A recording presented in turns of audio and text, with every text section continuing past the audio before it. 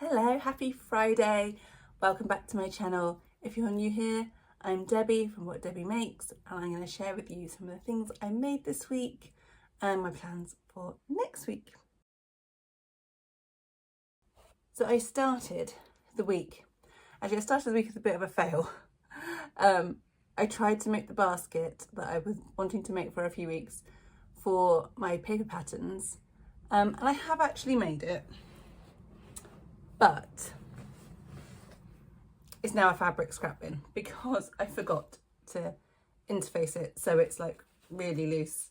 But the pattern was, well, because I used different sizes, and it was like 18" by 11". I think I had to cut the rectangles, and I'm just not very good at cutting. And my mat is A3, only goes up to like 16 inches, I think, and my ruler is only 12 inches. So I just could not. When I laid both pieces of fabric together, they were not rectangular at all. They were some random shape. None of the sides lined up properly. So I just tried my best, and in the stress of it all, I forgot to interface it. But now I have a fabric scrap bin, so that's fine. It works, just not for the intended purpose. The next thing I made was this little coaster. I've never tried this method before. Like, obviously I did my placemat before, my mat for my machine, where I just did like diagonal strips that I sewed together. And this time I did it where you do like one block and you sew in that side, and then you sew like this bit to that, and then you just work around like clockwise, anti-clockwise, whatever way you want to do it. And I did the self-binding that you bind with the backing again. And last time when I did the mat, I just squared the corners, and it worked, but it looked bad. So I tried the mited. Is it mited? That word, the corners there, and they line up quite nicely on 3 of the corners. I can't remember which one doesn't line up very well, but it tucks under here, and I couldn't. I tried so many tries. I tried ironing it loads. I don't know if it was the fabric was slightly thicker. I don't know why. It just did not, on any of the corners, it did not do nice perfect lines. But it's a coaster. It does the job. It holds my tea. That's all I can say. And then the next thing I did was I made 2 skirts. So I bought this fabric from Pound Fabrics a couple of weeks ago, and I made some skirts for the girls. I've got an 8-year-old and a 5-year-old. So my 8-year-old chose this fabric. I just did the same as I've done before with elasticated skirts, and I've just pinking sheared the seam, and I didn't bother with pockets because I just wanted to get 2 of them done in one day. I thought if I did one day and one the next day, they're going to complain. They both need to be done really quickly.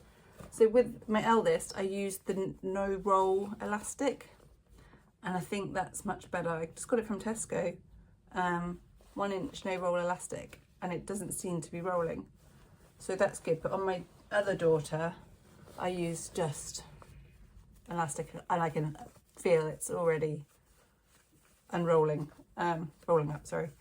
And I mentioned on the Thready Set Go forum about it, and someone recommended stitching in the seam, but because I'd only done the one seam, I couldn't really do that.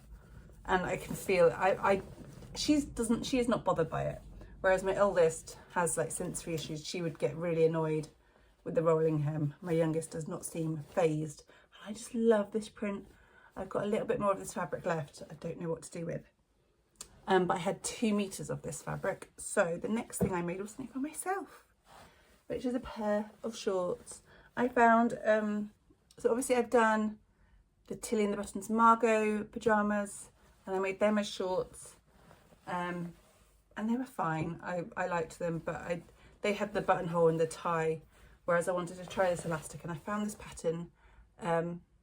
It's a Judy Summer shorts pattern. I'll link it below. It's a free pattern, and they've got pockets, and it was just written instructions, and I'm really bad at reading instructions, which I'll get onto later.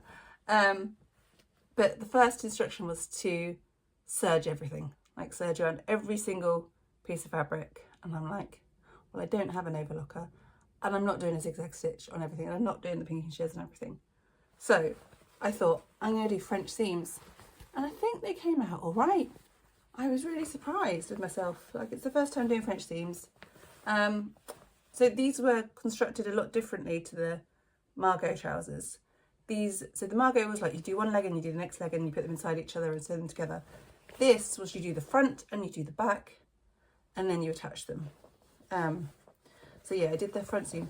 But when it came to doing the sides, in my head, I couldn't work out how to do the French seams with the pockets. I have since looked on YouTube and found tutorials to do that, but at the time I was like, no. So I just went round and did the pinking shears on the side seams. So I hope they hold up. I mean, I don't think I'll be wearing these out of the house. I think these will just be pyjamas anyway. And I've used the no roll elastic in this as well. The pattern asked for 1.5 inch elastic, which I didn't have. So I just shortened the casing. And it seems to be okay so far. So I'm happy with that. And yeah, my French seamed like the crotch. The only thing I need is I need some labels, because I have to like check to see which is the front and the back, and it would be really helpful to just have a little label in there. So I need to have a hunt around and see what I can find. So that was something else I made.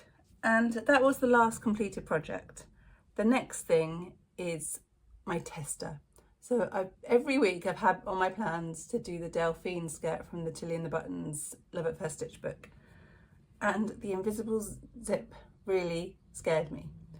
So I managed to find online the foot that I needed, because I've got a slant shank machine rather than a low or whatever.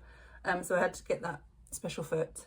But I think, so what I did was I just took the back panels. This is an old tablecloth from my mum. And yeah, I put in the zip, which is not the best. You can still kind of see it in some places. But for the pattern, I'm doing black fabric with black zip, not green and black. So, and the zip works, it comes down, it goes back up. And then I thought I'd just try like doing the facing and everything. And it was okay. So in the pattern, it asks you to fold down the facing 15 mil. But then when it came to turning it over, it was up here like above the line, because the next thing they ask you to do is to sew along this line to kind of hem it in place. So I need to have a little think about what I want to do, because that didn't work. It was going to be above that. So I thought, oh, I'll try turning it over 5 mil. And it didn't work. On this side, you can see it didn't catch here. And I didn't notice because you're sewing on this side. And then it somehow did catch here. But then at this end, it was too short. So I need to see, maybe I should zigzag stitch the hem, the end, to neaten up that edge, and then just do it like this as flat. We'll see. I don't know. So I need to have a little think about that. But yeah, I'm more confident that I can do the zip now. So that's really good. But this can just go in the recycling to use up scraps. So my plans for next week are to get that skirt done, hopefully. And then I've cut out another thing out of the same fabric, out of the same Swallows fabric. This is the Chrissa crop from Amy Nicole Studio. It's another free pattern, and it looks like that. At the back it has like a button closure, and I don't know whether to do buttons or not, because this pattern for me, it's going to have the bias binding, which I've never done before. So I'm quite tempted to just use snap closures on the top. We'll see how I'm getting on, because I feel like I want to learn one thing at a time. Like if I'm learning how to do the bias binding, I don't really want to be learning to do buttonholes at the same time. But that is, yeah, I'm happy that I managed to get that out of that fabric. So that is my plan for next week. And I think that's all I need to do, is to do the Delphine skirt, do this crop top. I need to make another little pinny lady for a present. I need to get some better felt that actually matches. And I would like to do some research for, I want to make the Tilly and the Buttons Clio pinafore. So I need to work out what fabrics I want to use for that, what's going to look the easiest for me as a beginner.